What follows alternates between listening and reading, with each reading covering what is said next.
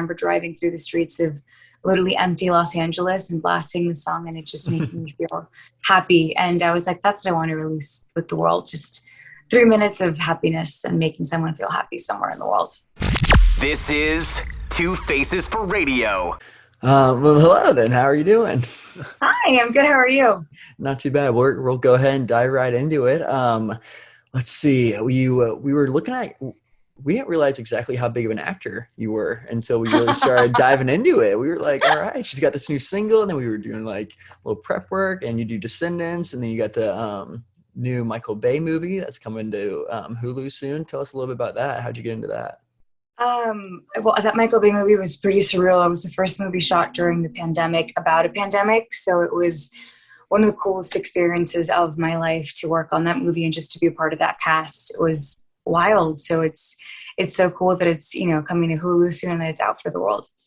It's very cool. How, what about Descendants? Cause you were in all three of those, which is pretty cool.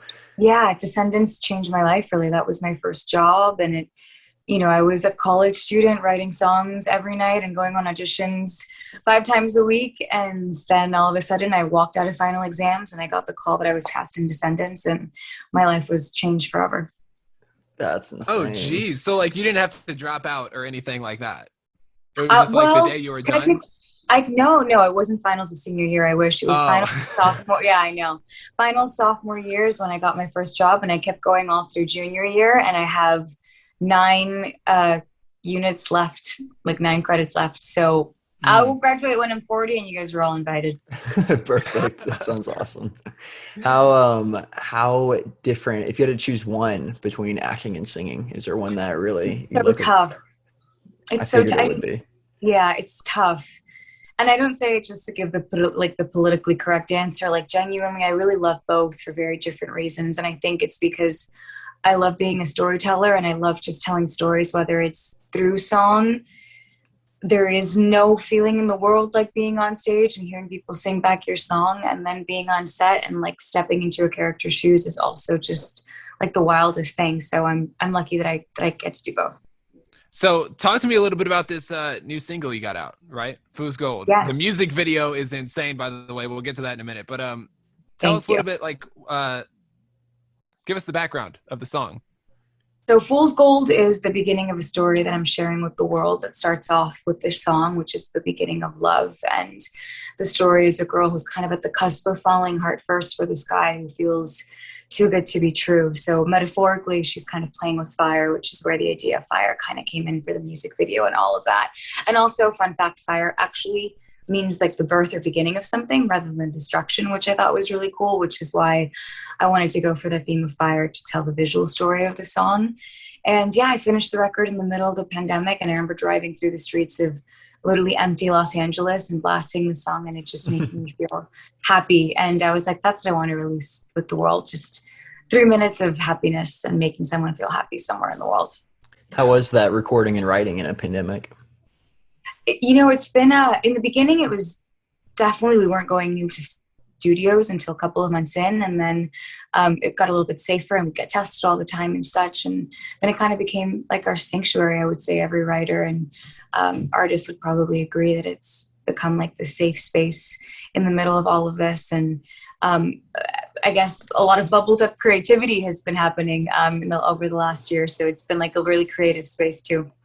So we talked to Ava Max a while back, and she had obviously traveling and during the pandemic and everything, she had hotel recordings where she would have to record in a hotel and set up pillows everywhere around her for soundproofing. Did you have to do any of that since you couldn't get to the studio, or did you kind of? No, I don't have cool stories like that. Luckily, I have my vocal producer here in LA.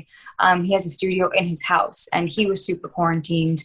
I was super quarantined. We would each get tested before, so it would just be me and him in the studio. And that's how I recorded a lot for a while. And now recently, you've probably seen a lot of songwriters and artists are writing together again in the studio, because we've all kind of made a pledge to just be safe and stay quarantined so that we can work and write stuff together. And then we all get tested beforehand. So recently I've been writing with, my co-writers and such. So it's been really cool to be in the room with other people writing. Yeah. So what's next? What's coming up? What is coming up? A whole lot of music. I've been writing more than ever. recently. Yeah, let's go. Which is really exciting. And I'm also in pre-production for a movie that I'll be producing, which is really exciting. My first time producing and starring in, and also be writing the music for. It's called Purple Hearts, and shooting that this summer, which is really exciting. And I also just launched my fragrance campaign with Revlon. Revlon hasn't had a fragrance in, I think, 20 years, and it's their first time bringing back their fragrance, and I'm lucky to be the face of the fragrance. So that launched last week, and we have a couple other campaigns lined up. And then, of course, my work with UNICEF, which is all year round, and I can't wait for this to be over so I can, start to travel with them again. That's very, very cool. Well, congratulations. It sounds like you're staying busy during a pandemic.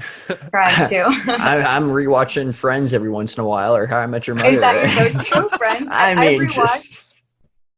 rewatched Modern Family, I think, 4 times. It's really? Yeah, I swear. We just have that comfort thing, right? That you just there's something comforting about seeing it again, right, Jackson? You probably feel the same. No, exactly. And of course, I can kind of work on other work, and I already know what the episode's going to be. So you can just kind of work, and it's like humming in the background. Yeah, I feel you. But it seems like you've got a lot more important things to be doing too. But that's very cool. Well, congratulations. We're looking forward to the new music that comes out. Thank you, guys. Sending my love. Thanks for your time.